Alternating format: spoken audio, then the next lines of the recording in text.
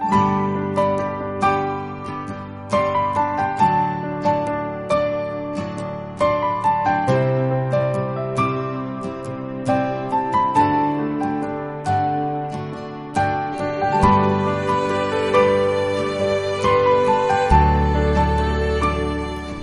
buenas para todos los que en este momento estamos en Vida TV. Yo en esta cámara y ustedes a través de lo que están observando, para los que están viendo el nutrir el alimento de la palabra del Señor. En el marco de Tiempo de Paz con su servidor, el pastor Luis Sandoval. Muy bienvenidos todos. Seguimos con la serie Hágase, Señor, tu voluntad. Recuerden que está el tiempo Kleros, el tiempo de Dios, pero también está el tiempo Cromos, el tiempo de los seres humanos. Habíamos dicho que en el Cromos, el tiempo humano, nosotros los seres humanos quisiéramos que las cosas se dieran así, de una. ¿Cuánto no quisiéramos nosotros que Dios nos responda ya?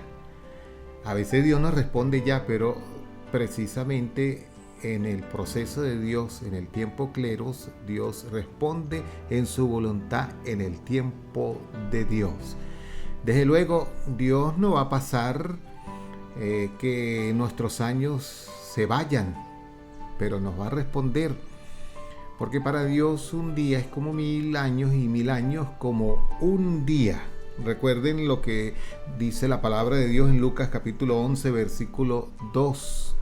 Padre nuestro que estás en el cielo, santificado sea tu nombre, venga a nosotros tu reino.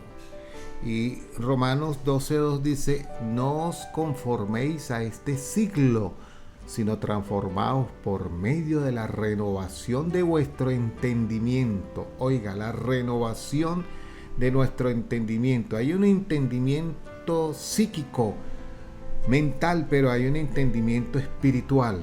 Cuando uno fusiona nuestro intelecto sujetándose al entendimiento espiritual, entonces no se transforma en uno que se conforma a los designios de este siglo, sino se transforma, se conforma, se ajusta, se sujeta a la voluntad de Dios, que es buena, agradable y es perfecta. La palabra del Señor nos dice a nosotros en Jueces capítulo 6, versículos 36 hasta el versículo 40, que hay una experiencia de un hombre que fue llamado por Dios a hacer la voluntad de Dios. Se trata de Gedeón. Era, por cierto, muy joven. Dios también llama a una persona entrada en años, pero generalmente en la palabra de Dios, Dios llama a gente muy joven. David fue muy joven. Saúl fue muy joven. Salomón, ni se diga, se sentó en el trono en ensayo siendo un niño. Josías comenzó a gobernar a los 8 años, a los 14 años tumbó los lugares altos y dice que no hubo otro ni habrá otro como Josías que se haya convertido a Jehová Dios con todo su corazón, con toda su alma, con todas sus fuerzas y con toda su mente. Ni lo habrá después de él. Es decir, Dios nos ha llamado jóvenes, nos hemos hecho viejos, desgastados en el transcurso del ministerio a través de los años. Y el ministerio hasta que cerremos nuestros ojos. En la voluntad de Dios, hágase, Señor, tu voluntad. Hay 3 tipos de llamados según lo que yo puedo apreciar. Número 1, nos llama para salvación. Dice la palabra de Dios en Mateo 11:28, venid a mí todos, oiga, todos los que están trabajados y cargados, y yo os haré descansar. Dice la palabra de Dios que nos llama para que le sirvamos. Juan 12:26 dice, no hay nadie en que haya dejado esto o aquello, dice, casa, hermanos o padre, por causa de mí, que no reciba en este mundo 100 veces y después la vida eterna. Yo, en los años que tengo de ministerio, creo que no he llegado a recibir 30 veces de parte de Dios. Y todo lo que me hace falta, harían falta 70 veces. Y creo que no lo voy a agotar en todo la estadía del ministerio cuando el Señor me ha llamado a servirle. Por eso dice la palabra de Dios: el que me sirve, mi Padre le honrará, y vendremos a él y haremos morada con él. Y nos llama para ser sus siervos, sus ministros. Un ministro a tiempo completo. Claro, esto está entredicho por las circunstancias que estamos viviendo en el mundo. Por ejemplo, el apóstol Pablo tenía sus carpas, es decir, tenía de dónde echar mano, y él decía que era para no hacerle gravoso a vosotros. Un ministro puede trabajar, pero también puede que se dedique totalmente a su ministerio, pero eso es relativo. Si un ministro no tiene de dónde echar mano, puede trabajar, porque si no trabaja y no provee para su casa, es peor que un impío, dice la palabra del Señor. Dice la palabra de Dios que Dios llamó a Gedeón con propósito, para que en su reino hiciera su voluntad. Porque la palabra de Dios dice en el libro de los jueces que los madianitas iban y rompían los cultivos, los robaban, se llevaban todo lo que ellos tenían, y así iba empobreciendo más y más Israel. Entonces ellos clamaron ante la presencia de Dios, y Dios levantó a alguien que fue llamado a tiempo completo para que los defendiera de mano de los madianitas. De paso, la palabra del Señor dice que Gedeón dijo: ¿y cómo sabré yo que tú me estás llamando a mí? Y Dios lo mandó a hacer ofrendas en las que Dios le fue mostrando su voluntad. Es más, Gedeón era pusilánime, tenía miedo porque tenía la imagen de Acera, y Dios le dijo: tiene que tumbar primero esa imagen. Cuando Dios llama a alguien, la imagen que tiene que caer de Acera es el orgullo, el ego. Ya estamos en el alfarero, en su voluntad, y Dios rompe en uno todo lo que representa esa imagen para ser una persona diferente. Por ejemplo, Dios le dijo a Abraham: salga de Ur de los Caldeos y vete a tierra de Canaán. Y dice la palabra de Dios en Génesis 12 y 13 que cuando llegó allá, lo primero que hizo fue un altar para buscar de la presencia del Señor. Y de ahí Abraham, por fe, fue creciendo, engrandeciéndose, y Dios lo bendijo tanto que fue riquísimo en gran manera, pues tuvo siervos y siervas. En otras palabras, Dios nos llama y no nos deja con los brazos cruzados, sino que cuando atendemos a su llamado en su voluntad, recuerde, hágase, Señor, tu voluntad, Dios nos suple, nos bendice y vela por todos y cada uno de nosotros. El punto es que tenemos que madurar el hecho de que hay que creerle a Dios por la provisión. Sin embargo, el ministro, como dijo el apóstol Pablo, que dijo: sé vivir humildemente en todo y por todo estoy enseñado, así para tener como para no tener. Cuando hay, alabado sea Dios. Cuando no hay, alabado sea Dios. Porque por fe andamos, no por vista. Ahora, la voluntad de Dios, dice la oración universal, que se hace como en el cielo. Dice la Biblia en Lucas 11:2, hágase, Señor, tu voluntad, así en la tierra como en el cielo. Imagínense cómo van las cosas en el cielo. Allá hay hambre, allá hay muerte, allá hay dolor, allá hay lágrimas, allá hay impunidad, hay injusticia, allá hay desvaluación, allá hay injusticias. No, el cielo, comenzando, dice la palabra de Dios que al Apocalipsis sus calles son de oro. Imagínense esos asfaltados en el cielo. Y el mar es de cristal.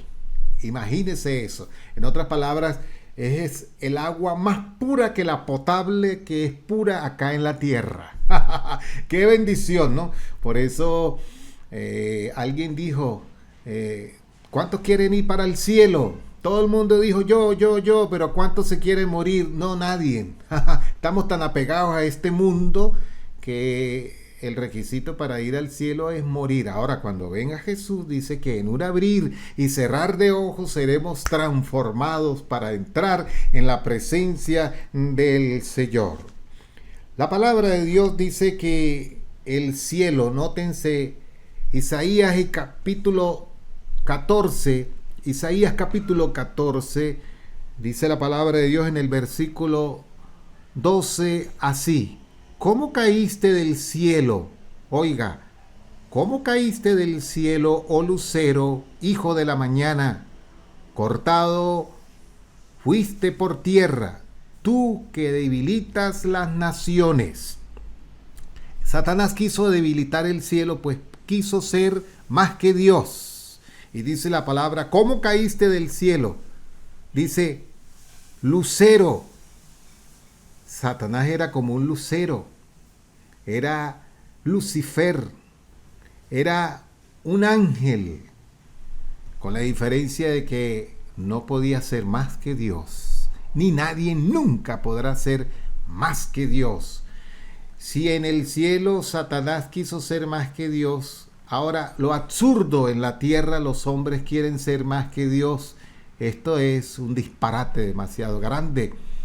Por lo tanto, nosotros que somos mortales, porque está establecido para todos los hombres que mueran una sola vez y después de esto el juicio. ¿Cómo es eso de que se están haciendo ensayos para ir a Marte, para buscar una mejor vida?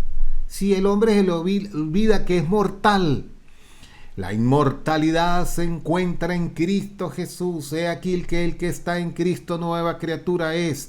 He aquí que yo soy la puerta, el que por mí entrare será salvo. He aquí que Dios no envió a Jesús para condenar al mundo, sino para que el mundo fuera salvo por él. He aquí que Jesús es la bendición para entrar al cielo. Hoy mismo estarás conmigo en el paraíso. Por lo tanto, la vida que comenzará después de nuestra muerte, cuando durmamos eternamente, comenzará en el cielo y será por la eternidad. Nunca habrá más muerte allí.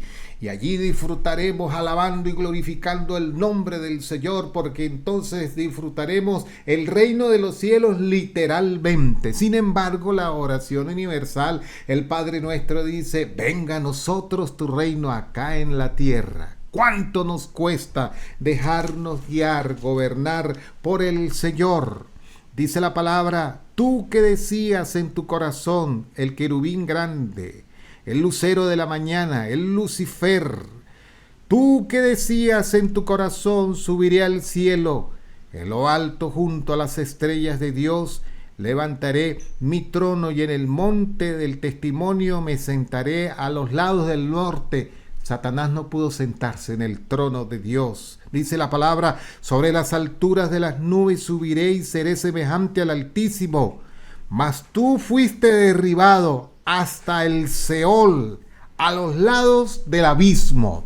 Y dice la palabra en Apocalipsis capítulo 20, que apareció un ángel, versículo 1, con una cadena en las manos, y fue y ató al dragón, a la serpiente, y a Satanás, que es el diablo, y los echó en el abismo. Esa sentencia está dada. Por eso dice la palabra de Dios que el Espíritu Santo nos convence de pecado, de justicia y de juicio. De pecado por cuanto no creíamos en Él, de justicia por cuanto Cristo se sentó a la diestra de Dios Padre, y de juicio por cuanto Satanás, el Señor lo reprenda, ya ha sido juzgado. Gloria al nombre del Señor por esta bendición. Sin embargo, tenemos que entender, como dice primera de Juan 5:19, que nosotros somos hijos de Dios, pero el mundo entero está bajo el dominio de Satanás. La voluntad humana es terrible porque se alinea a la voluntad del enemigo. Segunda de Corintios 4:4 dice que Satanás ha enceguecido el entendimiento de los incrédulos para que no les resplandezca la gloria del Evangelio de nuestro Señor Jesucristo. Oiga, ¿qué ha hecho Satanás? Cegar el entendimiento de los incrédulos. Hay incrédulos afuera y hay incrédulos adentro, porque con el perdón de todos, hay muchos hijos de Dios que no son crédulos, que vacilan en la fe del Señor. Por eso ha cegado el entendimiento de los incrédulos. Una de las cosas que hace que Dios se derrita para nosotros es cuando le creemos. Por eso dice Hebreos 11:6, es necesario que el que se acerca a Dios, oiga, crea que le hay y que es galardonador de los que le buscan.